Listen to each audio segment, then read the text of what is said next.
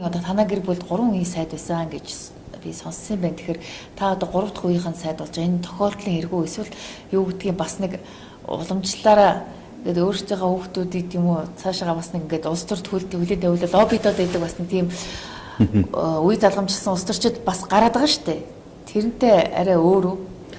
Тэрнээс хамаагүй өөр шүү дээ. Миний хувьд бол бид нэр манай өвөө аав бид гурав бол дандаа 20 гаруй жилийн зайтай. За. Сайд хийж байгаа. Тийм. Манай аавыг бол өвөө сайд болгоогүй. Тэр хоёр бол хоёулаа тэр социализмын үеийн сайд нар. Улс төрч хүмүүс биш. Манай аав өвөө хоёр бол. Хүүхдүүдэд улс төрд оруулаагүй ямар нэгэн байдлаар дээш нь гаргахад дэмжлэг үзүүлээгүй. Тийм юм бол байхгүй.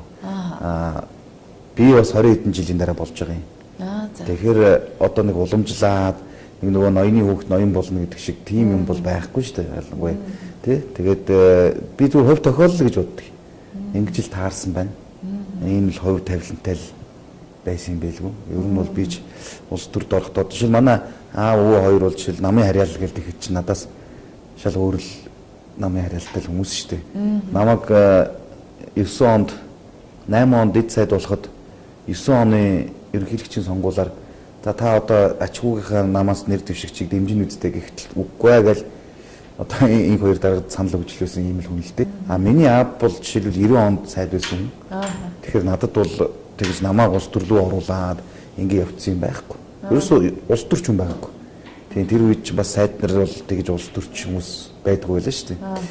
Тийм учраас тэн дээр бол би эргэлзээгүй л хэлдэг. Мэдээж эрэг суур хүмүүжил бол байлгүй л яг юм. Тий? Сайхан боловсролтой болгож өгсөн. Тэ энэ бол бас их нөлөөлнө шүү дээ. Хүний бас цаашдын амьдралын үнд тийм үү? Тэ аавын маань өгсөн суур хүмүүжил, өвөөгийн маань аавд өгсөн суур хүмүүжил энэ тал дээр бол мэдээж хэрэг бидэнд адилах зүйл бол зөндөл байдаг баг л та. Ер нь бол хүмүүс намайг тэгдэг шүү дээ. Аавтайгаа л улам адилхан болоод байгаа. Ярьж байгаа нь хүртэл адилхан болчихчихл гэдгийг. Би бол өөрөө нэг анзаараад байдаг юм. Тэгээд хүний ген л байдаг баг л та. Тийм. Би бол өөрөө ер нь тийм л бодолтой. Ер нь айдуу зөөлөн хүн шүү дээ. Ерөнхийдөө ер нь байгаа байдал үнтэй харьцаж байгаа харьцаа тийм ер нь нэг ууралж уцаарлаад байдаггүй тийм тэгэж өөрийгөө даваагаад байдаггүй тийм тайван дуу тийм л хүн. Гэхдээ таны унган характер юм уу те? Ерөнхий характер ер нь тийм.